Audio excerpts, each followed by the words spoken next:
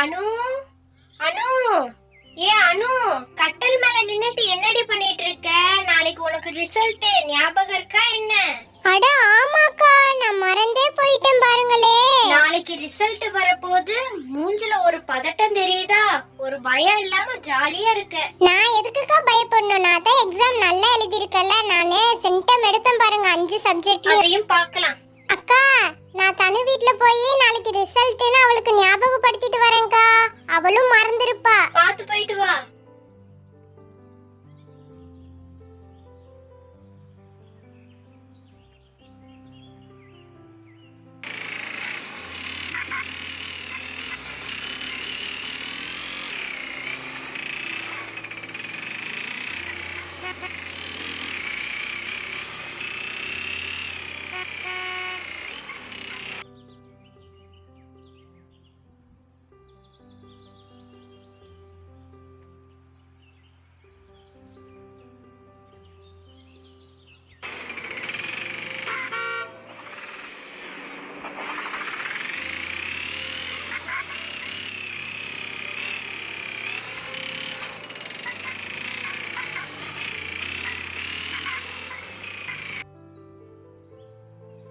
செல்வி அக்கா, நான் தனுட்ட சொல்லிட்டு வந்துட்டேன் நாளைக்கு ரிசல்ட்னு.